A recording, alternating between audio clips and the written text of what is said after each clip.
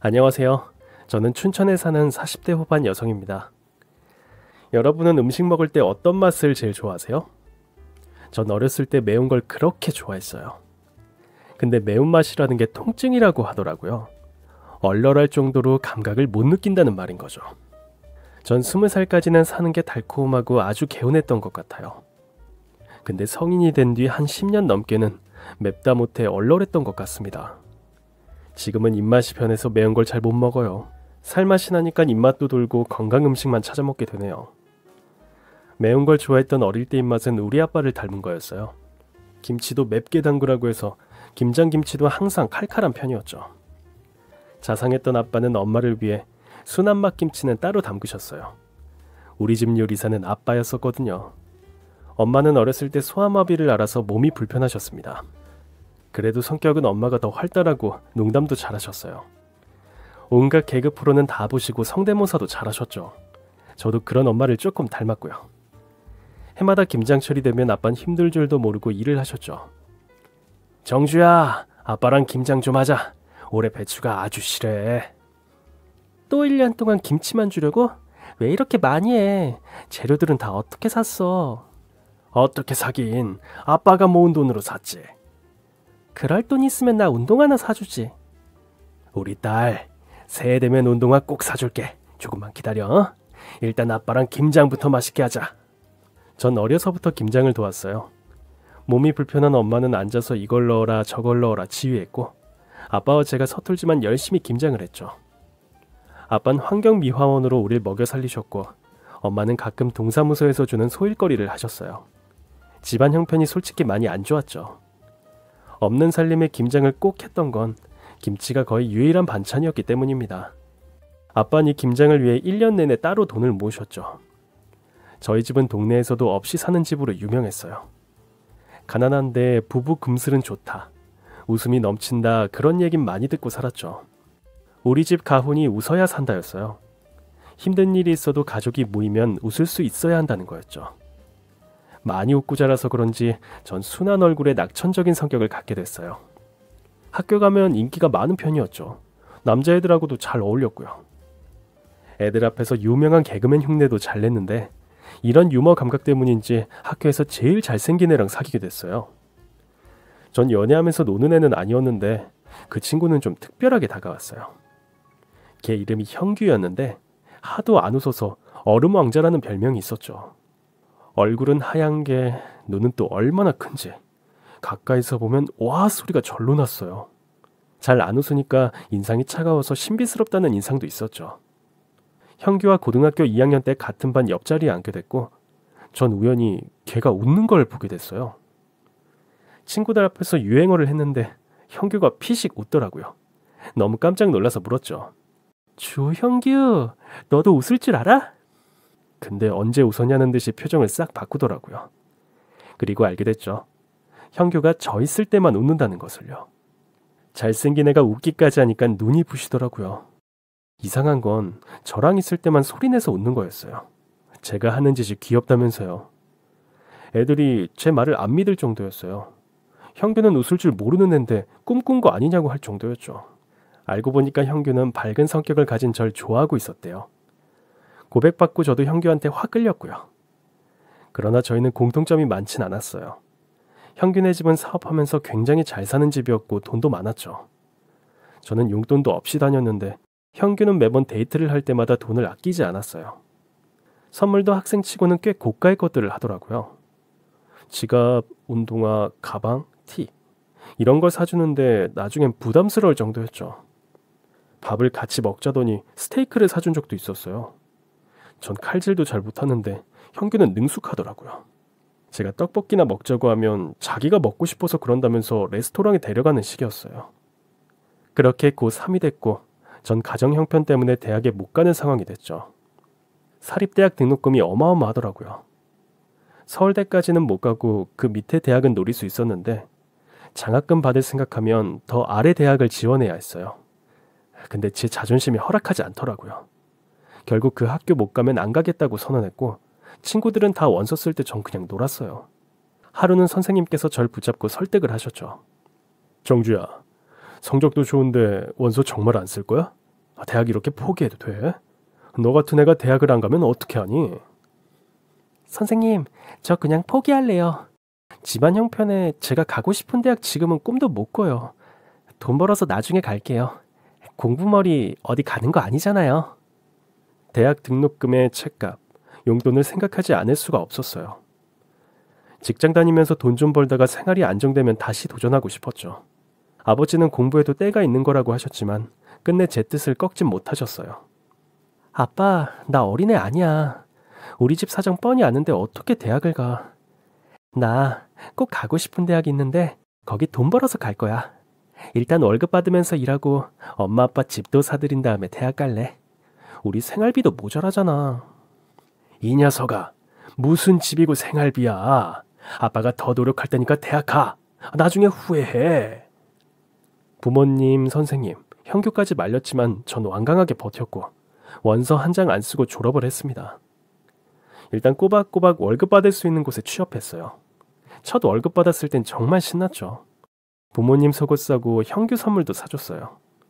내 이름으로 된 통장에 첫 월급이 들어왔을 때의 기분은 절대 잊지 못해요. 첫 직장 생활은 물론 쉽지 않았어요. 부서 언니들 텃세도 있었고 유부남 상사가 추파를 던져서 힘들기도 했죠. 가끔은 형규가 회사 앞으로 절 데리러 온 적이 있었어요. 그걸 보고 직장 언니들이 한마디씩 하더라고요. 저렇게 키 크고 잘생긴 대학생이 애인이냐고 하면서 그 관계 절대 오래 못 간다고 하는 분도 있었죠. 전 그런 일은 없다고, 우리 진짜 안 헤어진다고 큰 소리를 쳤어요. 근데 조금 불안한 마음도 있긴 했죠. 동네에서 고등학교 동창들을 마주치면 꼭 형규 얘기를 들었죠. 정주야, 오랜만이네. 퇴근해? 어디가? 저녁 다 됐는데. 지금 미팅하러 가는 중. 참, 너 여전히 형규랑 사귀는 거야? 응, 계속 만나고 있어. 그래? 이상하다. 지난번에 형규 대학로에서 봤는데 여자애랑 다정하게 걷던데? 걔가 형규 팔짱도 끼고 보통 사이 아닌 것 같아서 난 너랑 헤어진 줄 알았지. 뭐? 그게 정말이야? 그런 얘기를 듣는 게 한두 번이 아니었어요. 결국 전 형규를 피하게 됐죠. 제 자신이 너무 초라하고 싫더라고요. 헤어지고 싶은데 말을 못하나 싶어서 그런 식으로 잠수 이별을 하려던 거였어요. 속상한 마음에 회사 앞에서 못 마시는 술을 마시는데 어떻게 알고 형규가 찾아왔어요. 형규야, 그냥 가. 너랑 나는 안 된대. 사람들이 다 그래. 우린 다른 게 너무 많잖아. 난 부잣집 아들이지만 난 가난하고, 넌 명문대 학생이지만 난 돈 벌어 집에 생활비 대는 처지고. 너 별명이 얼음왕자였던 거 알지? 너랑 난 왕자와 시녀, 아니 왕과 무술이 이런 거야. 그러니까 우리 끝내자. 나도 지쳤어. 정주야, 그게 다 무슨 말이야? 연락도 없이 이런 데서 혼자 술 마시고. 도대체 이유가 뭔데? 일어나자, 빨리. 넌 가. 대학로에서 팔짱 끼고 돌아다니는 그 애한테 가라고. 여기 왜 온 건데? 나도 이별할 줄 알아. 쿨한 이별 해주겠다는데 왜 안 가고 버티니? 그때 형규는 절 와락 안았고 자기한텐 저밖에 없다면서 울더라고요. 너무 깜짝 놀랐죠. 사귀면서 형규가 운 건 처음 봤거든요. 그날 밤 우린 함께 밤을 보내게 됐어요. 형규도 술을 마시게 됐고 둘 다 취해서 하룻밤 불장난을 벌인 거죠. 그리고 거짓말같이 전 임신이 되고 말았습니다. 형규에게 임신 사실을 알린 날, 당황한 형규 얼굴 보면서 우린 정말 끝났구나 했죠. 둘 다 20살, 너무 어렸어요. 결혼도 10년 뒤에나 하자고 했던 우린데 덜컥 애부터 가졌으니 큰일이 난 거였죠. 근데 형규 반응은 제 예상과 너무 달랐어요.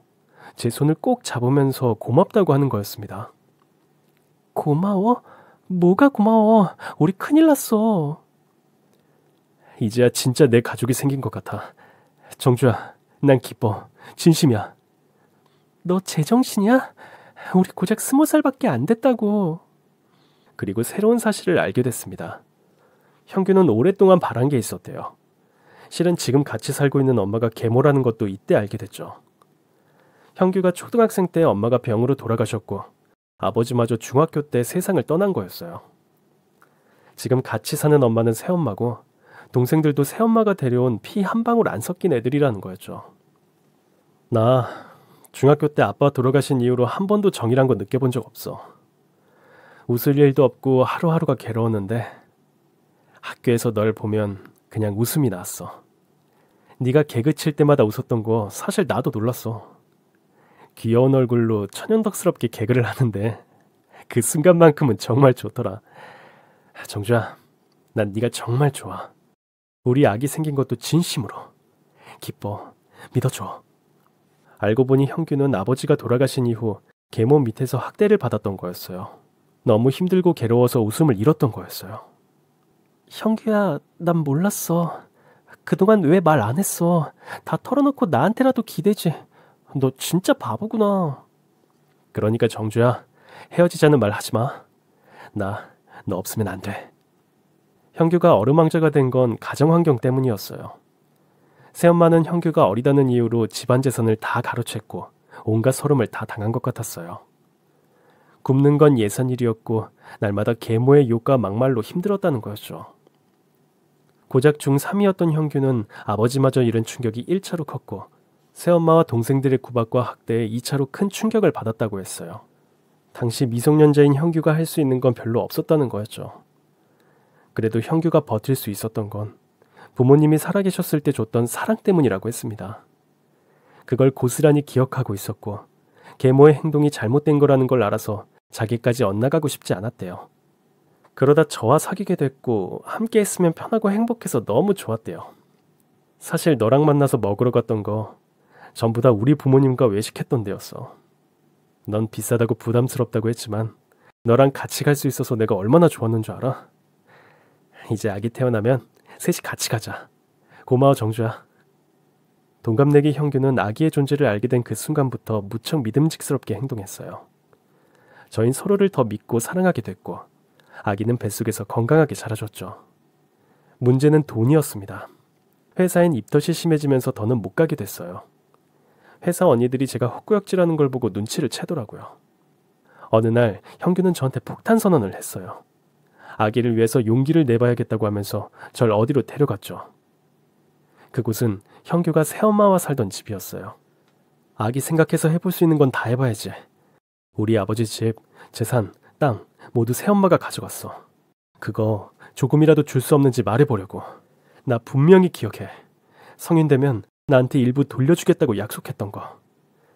자기도 사람이면 죽으면 양심의 가책이 있겠지. 전 형규만 믿고 그 집으로 들어갔어요. 정원부터 대단했습니다. 넓은 정원, 꽃과 잔디, 각종 나무들이 너무 근사했어요. 세련된 집안 내부도 절 주눅들게 하더라고요. 거기서 전 형규를 괴롭힌 새엄마와 만나게 됐죠. 동화에 나오는 마녀처럼 화려한 인상에 성형을 얼마나 했는지 얼굴이 터져나갈 것 같았죠. 보기만 해도 등에 땀이 나더라고요. 화려한 외모와 달리 저와 형규를 대하는 건 야박하기 짝이 없었습니다. 첫 마디부터 이랬어요. 너 여기가 어디라고 여자애를 데려와? 내가 소문을 듣긴 들었다. 어디 찢어지게 가난한 집애랑 사귄다더니 얘야? 말 조심하세요. 제가 결혼할 여자한테 그런 말씀을 하시면 어떡해요? 결혼이 장난이니? 마음대로 해. 하든지 말든지. 결혼하고 여자랑 살림 차릴 거면 여긴 왜 왔어? 형규는 말없이 애기 초음파 사진을 꺼내서 보여드렸어요. 애기 심장 소리도 들려드리고요. 형규는 자기 이제 20살이고 결혼도 하려고 하니까 아버지 재산 받고 싶다고 돌려달라고 당당하게 말했죠. 그런데 새엄마라는 여자는 엄청나게 화를 냈어요. 건방진 녀석, 대바라지고 발랑 까졌어 아주. 감히 돌아가신 네 아버지 재산을 달라고 해? 내가 새파랗게 젊을 때 들어와 너 키워주고 살림하느라 얼마나 힘들었는 줄 알아? 나 무슨 수로 보상받니? 나 젊은 나이에 과부 됐어. 나 하나 먹고 살기도 벅차다고. 네 동생들은 생각 안 해? 미안하지만 너희한테 줄 돈 같은 건 없다. 꿈깨. 그땐 제가 어려서 그냥 당하고 있었지만 지금은 아닙니다. 주세요. 저 아버지의 단 하나뿐인 아들이에요. 달라고요. 제가 왜 못 받아요? 그때 분명 그랬죠. 어른 되면 제 몫은 돌려주겠다고요. 새어머니 했던 말 녹음기에 녹음까지 해놨어요. 그랬더니 형규 계모는 코웃음을 치더라고요. 그깟 녹음기? 어디 한번 찾아봐라. 남아있나? 싹 다 버렸어. 이틀 전에. 뭐라고요? 싹 다 버렸다고. 너 녹음기에다 이상한 거 잔뜩 녹음해놨더라. 내가 새엄마로서 너를 혼낼 수도 있지. 그걸 다 녹음해놔? 어디다 쓰려고. 그리고 넌 아버지 재산 받을 자격도 없어. 대학생이면 학교나 열심히 다닐 것이지. 여자의 임신을 시켜? 부끄러운 줄도 모르고 재산을 달라고 해? 세상 똑똑한 척은 다 하더니 네 인생도 끝났어 이제. 형규는 2층 자기 방으로 올라갔어요. 뭐가 부서지는 소리가 들리고 형규가 울부짖는 것까지 들렸죠. 잠시 후 형규는 다시 1층으로 내려왔고 제 손을 잡고 나가자고 했어요. 당신은 사람도 아니라고. 오늘 일 절대 잊지 않겠다고 형규가 그러는데 계모가 제 뒤통수에 대고 그러더라고요. 에휴, 어디서 저런 그지 같은 애를 만나서. 하여간 돈 없는 것들은 이해가 안 돼. 배운 게 없어 천박하다니까. 아줌마, 소금 가져와요. 오늘 채소 온 붙었네. 소금 좀 뿌려야겠어. 그런 모욕감은 처음이었어요. 전 집을 나오면서 눈물을 뚝뚝 흘렸죠. 이런 모욕도 처음이었지만 형규도 너무 불쌍했습니다. 전 현실적으로 생각해보자고 형규를 설득했어요. 어린 나이에 임신한 거 벼슬은 아니지 않느냐. 솔직히 자신 없다. 아이 없으면 우리 미래를 준비할 수 있는데 솔직히 후회된다고 했죠. 하지만 형규는 단호했습니다. 정주야, 혹시라도 나쁜 생각하지 마. 아기가 다 들어. 우리 아기 낳자. 낳아서 예쁘게 키우자. 우리 아직 젊잖아. 나 너랑 아기 위해서라면 무슨 일이든 할 수 있을 것 같아. 정말 형규는 대학을 포기하고 돈을 벌기 시작했어요. 닥치는 대로 일용직부터 중국집 배달, 청소 아르바이트까지 가리지 않고 하더라고요. 1년이 지나 예쁜 아들을 낳게 됐습니다. 이름은 태민이로 지었어요. 아기만 보면 안 먹어도 배가 불렀죠. 저흰 그 사이 혼인신고도 하고 법적인 부부가 됐죠. 사진관에서 예쁘게 사진도 한 장 찍었어요. 남편은 일당이 센 막노동에 나섰고 전 집에서 부업을 쉬지 않고 했어요. 아들 태민이를 위해 못할 게 없었죠. 20살, 어린 엄마 아빠는 아기를 낳고 슈퍼맨, 슈퍼우먼이 된 것 같았어요. 태민이가 세상에 나온 후 3년 동안은 가난해도 많이 웃고 행복할 수 있었어요. 그런데 저희 집에 큰 불행이 닥쳤습니다. 상상도 못한 일이었어요. 전 태민이를 업고 장을 보러 갔다가 한 통의 전화를 받게 됐어요. 분명 남편의 전화였는데 모르는 남자 목소리였어요. 누구세요? 죄송합니다. 형규 지금 응급실에 있어요. 네? 응급실이라뇨? 왜요? 아저씨, 거기 어딘데요? 우리 남편 다쳤어요? 왜요? 미친 듯이 응급실로 달려갔지만 형규와 눈을 마주칠 수도 대화를 나눌 수도 없었습니다. 공사장에서 막일을 하던 제 남편은 커다란 기계가 떨어지는 사고를 당했고 그 자리에서 숨을 거둔 거였어요. 말도 안 돼요. 오늘 아침까지 살아있었잖아요. 이럴 리가 없어요, 의사 선생님. 우리 태민 아빠 살려주세요. 제발요. 새벽에 집을 나설 때 저와 태민이를 안아주고 뽀뽀까지 해준 남편이 오후도 안 됐는데 숨지다니 믿을 수가 없었어요. 전 하얀 시트로 덮인 남편을 붙잡고 오열했습니다. 그 뒤에 벌어진 일은 더 끔찍했어요. 남편을 잃은 충격도 큰데 작업 반장과 회사 관계자들은 사고를 덮기만 급급했죠. 다들 입을 맞춰서 사고 보상금도 받지 못했어요. 3일치 일당이라고 주는데 기가 막혔습니다. 친정 부모님도 큰 충격을 받으셨고요. 새엄마한테 이 소식을 알렸지만 장례식장에 그들은 코빼기도 안 비췄죠. 형규를 그렇게 잃고 며칠은 제정신이 아니었어요. 쓸쓸한 장례식을 치르고 얼이 빠져 있는데 아빠마저 쓰러지셨어요. 한마디로 슬퍼할 시간도 없었어요. 저 혼자 아빠 병원비와 생활비, 집세를 감당하기가 너무 힘들었습니다. 어쩔 수 없이 아기를 업고 시어머니한테 갔습니다. 전 울면서 빌었어요. 남편이 그렇게 가버리고 태민이랑 살 길이 막막하다고 조금만 도와달라고요. 남편이 불쌍하지도 않냐고 호소했지만 돌아오는 건 한심하다는 눈빛, 차가운 말뿐이었어요. 그러면서 저한테 집을 치우고 가라고 하는 거였죠. 오늘 우리 도우미 아줌마가 일이 있어서 못 나왔거든? 1층, 2층 화장실 4개랑 주방 청소 싹 해놓고 거실도 먼지 한 톨 없이 청소해놔. 너 일하는 거 보고 돈 줄지 말지 정할 테니까 요령 부리지 말고 제대로 해. 전 마지막 희망을 걸고 열심히 청소를 했어요. 애가 울면 업었다가 괜찮으면 내려놓고 재우면서 한나절을 꼬박 일했던 것 같아요. 해가 질 때쯤 일이 끝났고 전 남편 새엄마한테 갔습니다. 일 다 끝났는데요. 그래, 가봐. 네? 그냥 가라고요? 못 들었어? 우리 외식할 거니까 가보라고. 아니, 저 어머니 돈 주셔야죠. 돈은 무슨... 몇 년이지만 형규 내가 먹이고 입혀서 키웠다. 너랑 만나서 그렇게 되지만 않았어도 싫든 좋든 나한테 엄마 소리 하면서 살았을 애야. 아휴, 넌 남편 잡아먹고도 어떻게 그렇게 뻔뻔할 수가 있니? 하여간 없는 것들은 저렇게 교양이 없어. 아, 꼴 보기 싫으니까 얼른 가라. 그분은 저한테 10,000원짜리 2장을 던져줬어요. 비참하기가 이루 말할 수가 없었습니다. 전 눈물을 삼키면서 그 20,000원을 주워 주머니에 잘 넣었죠. 나오면서 다시는 이 집에 발을 들이지 않겠다 이를 갈며 다짐했어요. 얼마 뒤 친정 아버지가 돌아가셨고 남편이 그랬던 것처럼 아버지도 쓸쓸하게 세상을 떠나셨죠. 딸이 공무원 되는 모습, 대학 가는 모습도 못 보여드리고 너무 한이 맺혔어요. 가슴에 피멍이 드는 것 같았죠. 장례를 끝내고 전 당장 일을 하러 나섰습니다. 어린 아들과 몸이 불편한 친정엄마를 위해서 뭐라도 해야 했어요. 그러다 장사가 잘 되는 대박 맛집에서 고정으로 일하게 됐습니다. 전 남들보다 더 긴 시간 일을 하면서 매니저 역할까지 하게 됐어요. 당연히 돈을 더 벌 수 있었죠. 그 식당은 신문 방송에도 나오는 유명한 식당이라 매일같이 줄이 어마어마했어요. 고정 수입이 들어오니까 숨통이 트이더라고요. 집도 번듯한 방 2개짜리 전세로 옮기고 태민이도 커서 어린이집을 다니게 됐죠. 모든 게 잘 굴러가던 어느 날이었습니다. 전 식당에서 그분을 손님으로 보게 됐어요. 남편의 새엄마와 그 아들들이었습니다. 멀리서 그들을 본 순간 심장이 덜컹하고 내려앉았어요. 직감적으로 피해야겠다는 생각이 들었죠.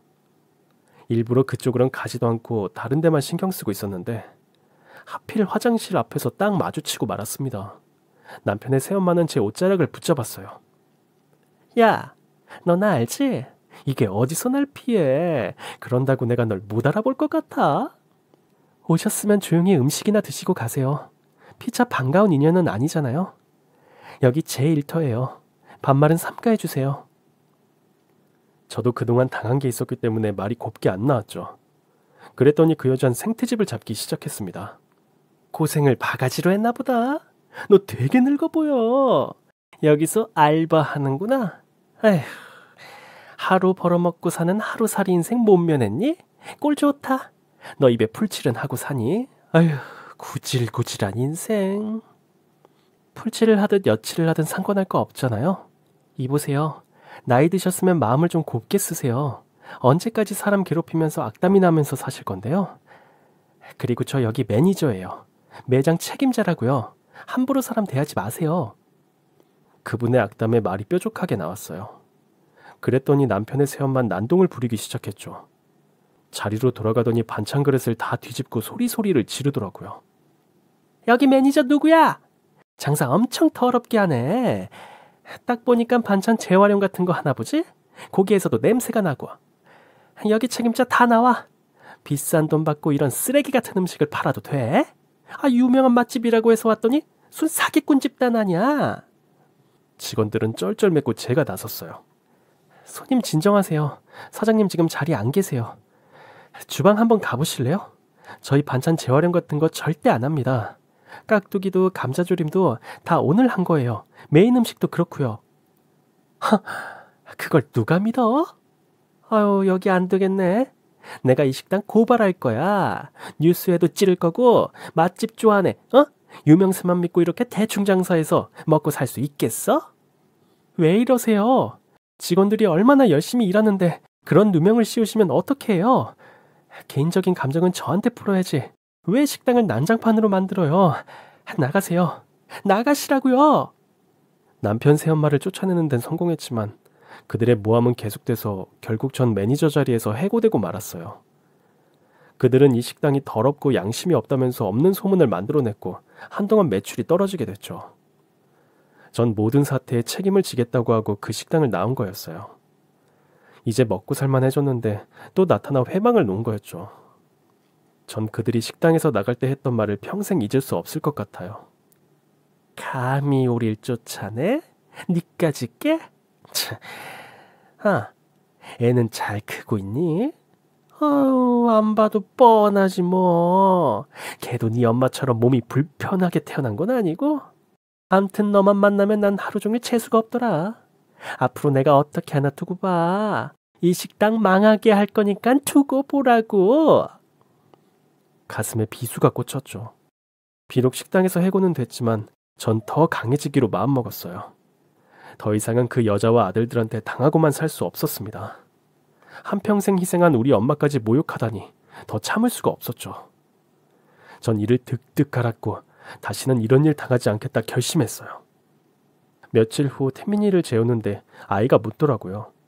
엄마 출근 안 하냐고요. 그래서 대답했죠. 엄마 열심히 돈 모아서 멋진 식당 열 거라고요. 그랬더니 태민이가 한박 웃음을 지으면서 제 볼에 뽀뽀를 해주면서 이렇게 얘기했어요. 자긴 엄마가 제일 좋다면서 나중에 크면 엄마 큰 집 사줄 거라고 약속도 해줬어요. 아빠 없이 크는 것도 짠한데 투정 한 번 안 부리는 그 어린 것이 얼마나 기특하고 짠하던지 모릅니다.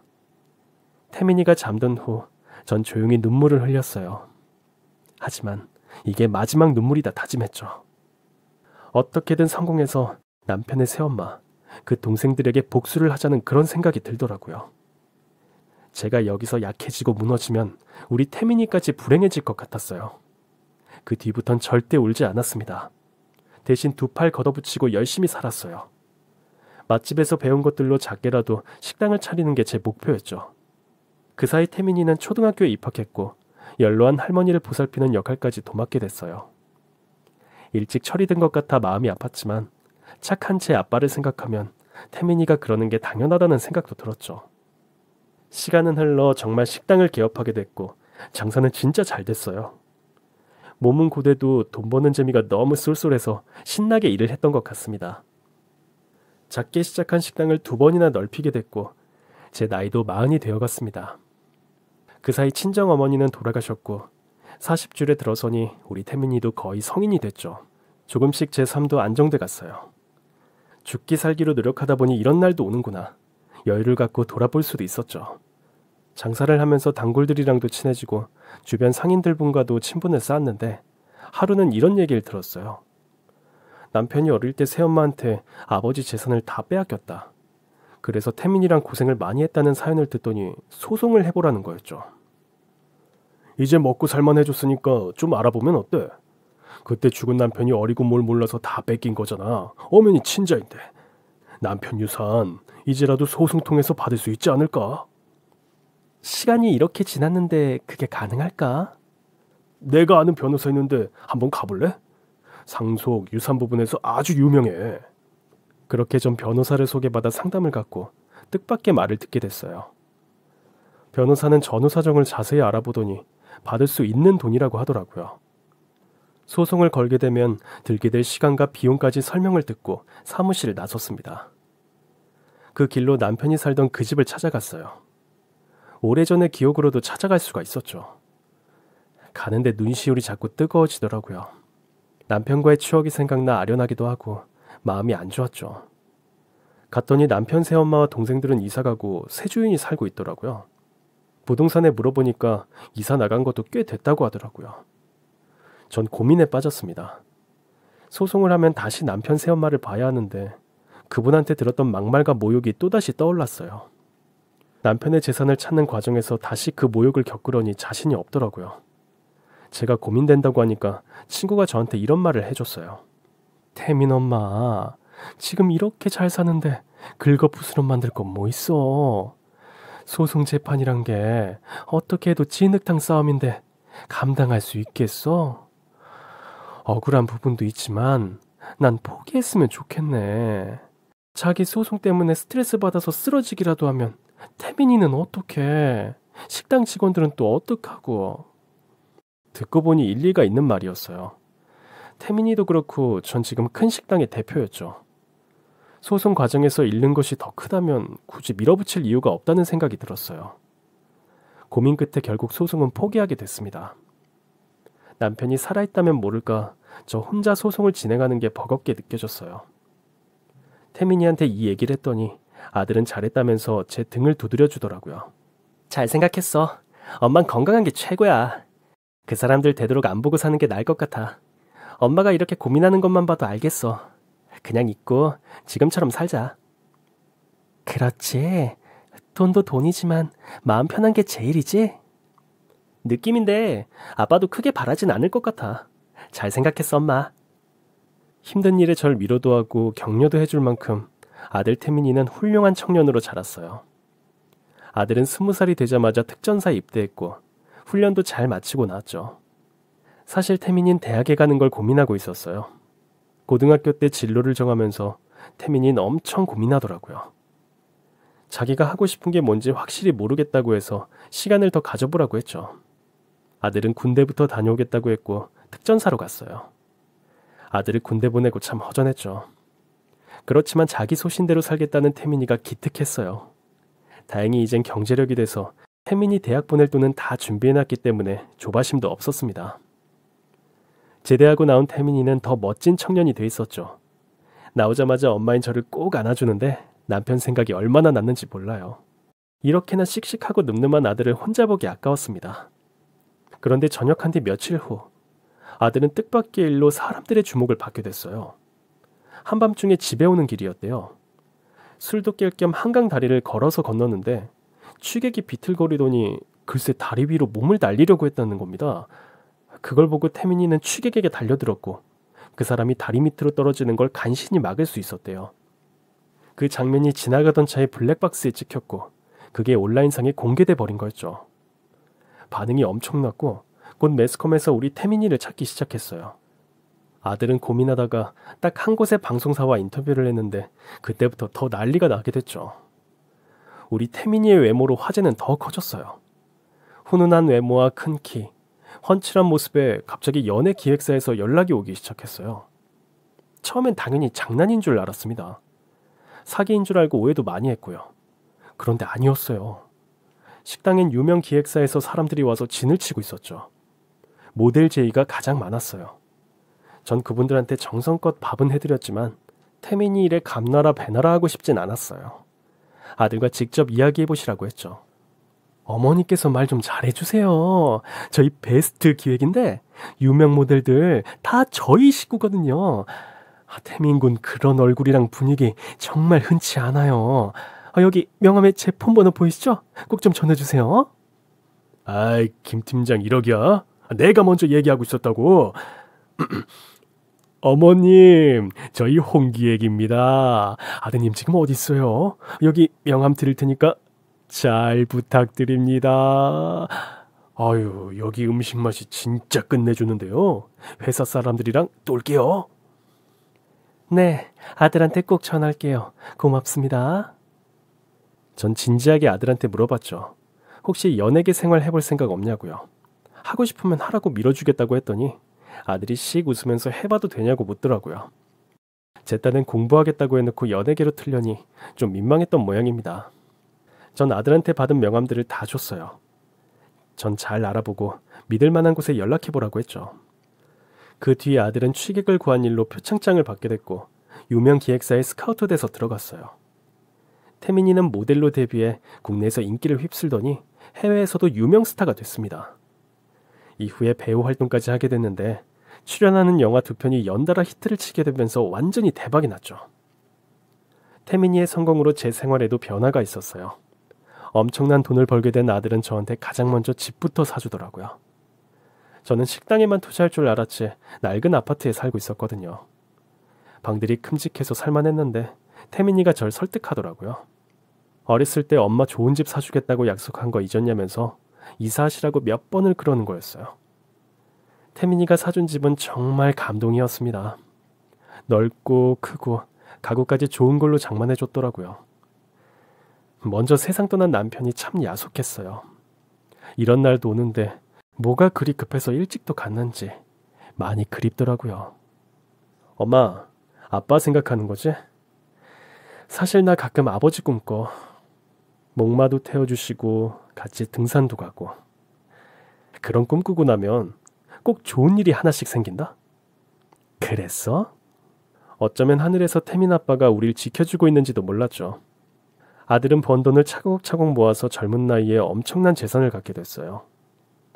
한편으론 유명해진 태민이를 보니까 고충도 있더라고요. 사생활 침해도 받고 자유롭게 다니는 것도 어려워졌어요. 유명인으로 사는 게 쉬운 일은 아니더라고요. 그래도 아들은 엇나가는 일 없이 바르게 생활했어요. 전 이 모든 상황이 너무 고맙고 감사했죠. 여유가 생긴 전 뭘 할 수 있을까 고민하다가 봉사를 해보기로 했습니다. 식당을 하니까 음식 준비에 문제가 없었죠. 우리 아들이 받는 과분한 사랑을 이렇게라도 갚고 싶었어요. 아들도 저한테 후원을 많이 해줬어요. 가끔은 기획사에서도 같이 봉사를 나와줬죠.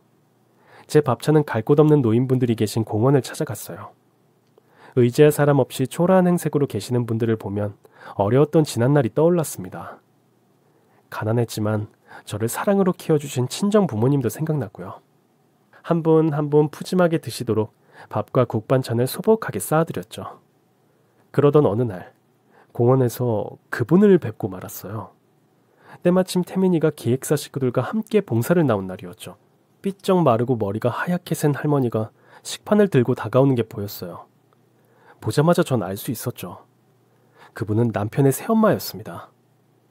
그때는 추운 겨울이라서 잠 모자와 마스크, 목도리까지 하고 있었어요. 저만 그분을 알아챈 것 같았죠.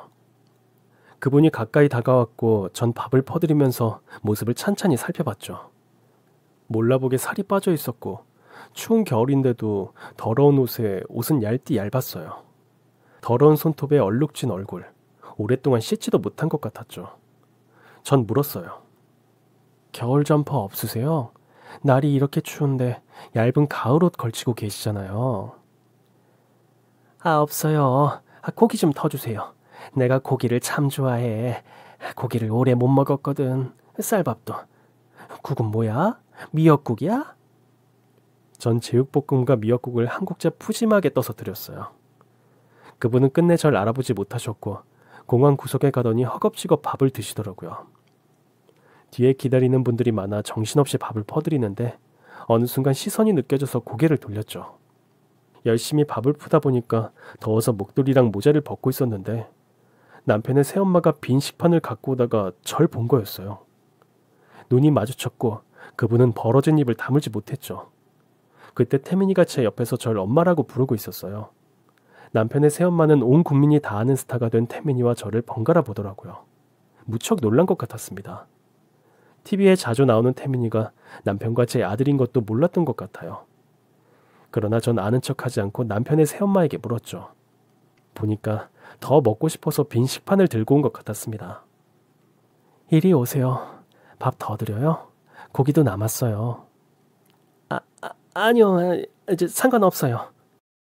그분은 알 수 없는 말을 중얼거리더니 식판을 바닥에 던지고 막 뛰기 시작했어요. 오랫동안 노숙을 했는지 뛸 힘도 없었던 그분은 곧 넘어졌고 저한테 붙잡혔죠.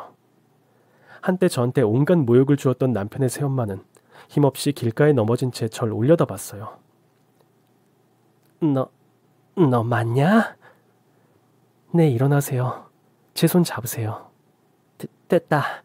가라 그냥. 그분은 절 보기가 창피하고 자존심이 상한 것 같았죠. 끝내 제 손을 안 잡더라고요. 이렇게 살려고 나한테, 형규 씨한테 그렇게 모질게 굴었어요? 내가 그랬냐? 왜 모른 척해요? 다 기억하시잖아요. 어때요? 돈 없이 살아보니까 어떠냐고요? 미안하다. 내가 잘못했다. 뭐가 미안해요? 난 당신한테 진심 같은 마음 있다고 생각 안 해요. 갑자기 남편의 새어머니가 제 바지를 잡더라고요. 너 잘 산다며? 아들도 유명해졌다며? 우리 형규 아들이냐? 저 유명한 총각이 네 아들이었어? 아이, 보다시피 난 아무것도 없다. 그 짓꼴을 못 면하고 살아. 나 한 번만 살려다오. 너 돈 많다면서. 응? 나 방 한 칸 구해줄 수 없겠냐? 내가 진짜 잘할게. 형규한테 내가 모질게 한 건 맞지만 잘해준 적도 많았다. 하늘에 있는 형규, 나중이라도 떳떳하게 보려면 나 방 한 칸 좀 해다오. 그 순간 전 뚜껑이 열리는 것 같았죠. 그 옛날 남편 잃고 태민이 없고 그 집에 찾아갔던 게 생각났어요. 남편 잃은 젊은 저한테 하루 종일 일 시키고 달랑 2만 원 주면서 내쫓았던 게 기억이 나더라고요. 전 주머니를 뒤져 그분한테 10,000원짜리를 몇 장 옆에 놨습니다. 택도 없는 소리 마세요. 제가 한 번만이라도 도와달라고 할 때 우리 엄마 욕보이면서 달랑 2만 원 주고 내쫓았죠? 그런 기억은 잊혀지지도 않네요. 하나하나 다 기억나요. 제가 당신을 돌볼 의무는 없는 것 같네요. 여기 돈 있으니까 이걸로 겨울옷이라도 하나 사 입어요. 길에서 얼어 죽지 않으려면. 그리고 우리 태민이한테 아는 척 하지 마세요. 태민이 그쪽이 나랑 형규 씨한테 한 행동 다 알고 있어. 망신 당하지 않으려면 여기서 조용히 물러나요. 돈 좋아하고 남 망하는 거 즐기던 남편의 새엄마는 끝내 제 얼굴을 보지 못했습니다. 칼바람이 부는 날 길바닥에 고개를 숙인 채 죄인처럼 있었죠. 태민이가 절 부르면서 무슨 일인지 물었어요. 아니야. 옷을 너무 춥게 입으셔서 엄마가 돈 좀 드렸어. 기다리는 분들 많으니까 얼른 나눠드리자. 가자, 태민아. 전 다시 밥차로 돌아와 열심히 봉사를 하고 그곳을 떠났어요. 차에서 보니까 남편의 새엄마는 어디론가 사라지고 없었죠. 미성년자였던 남편의 재산까지 다 가로채고 떵떵거리며 살던 남편의 새엄마는 비참한 노후를 보내고 있었습니다. 타인에게 모질게 군 결말은 이런 것이었나 씁쓸하기도 했어요. 말년의 시어머니를 보니 인생이 불쌍하다는 생각이 들었습니다. 들리는 소문으로 그분의 노후는 비참할 수밖에 없더라고요. 자식 농사도 다 망치고 뿔뿔이 흩어져서 살고 있대요. 돈만 밝히던 시어머니는 자식들과 며느리한테 거의 내쫓긴 거나 다름없었습니다. 아들들도 도박, 사기 같은 걸로 인생 종쳤다고 하더라고요. 그렇게 돈 하고 사람 귀한 줄 모르더니 자신들 인생도 나락으로 처박고 말았네요. 며칠 전 저와 태민이는 남편 기일을 맞아 납골당을 찾아갔어요. 태민이는 영화 촬영 중에 시간을 낸 거였죠. 바쁜 아들을 먼저 보내고 전 한참 동안 거기 있었어요. 여보, 아니 형규야, 이렇게 부르니까 우리 17살 때 생각나네. 이제 우리 아들 태민이가 벌써 27이 됐어. 하늘에서 보고 있지? 얼마나 멋지게 자랐는지 몰라. 당신이 그때 그랬지. 소중한 생명 꼭 낳아서 예쁘게 키우자고. 나 그 약속 지켰다? 우리 태민이 앞으로도 잘 돌봐줘. 난 숙제 다 마치고 갈게. 그 뒤 1년쯤 지나 남편의 새어머니, 노숙자로 근근히 살아가던 그분의 소식을 듣게 됐어요. 밖에서 지내다 병이 들었고 노숙자 쉼터에서 홀로 외롭게 돌아가셨다는 얘기였습니다. 참 불쌍한 인생이었어요. 전 아픈 기억 다 잊고 지금 열심히 살고 있어요. 식당도 잘 되고 있고 태민이도 배우 모델 활동하면서 승승장구하고 있죠. 인생에 다양한 맛이 있다면 전 그걸 골고루 맛보고 싶어요. 한때 너무 힘들어서 삶 자체가 고통이었을 때도 있었지만 지금은 아닙니다. 확실한 건 가족과 함께 열심히 살다 보면 꼭 좋은 날이 올 거라는 거예요. 여러분도 혹시 지금 힘드신 분이 계시다면 용기 내셨으면 좋겠습니다. 감사합니다.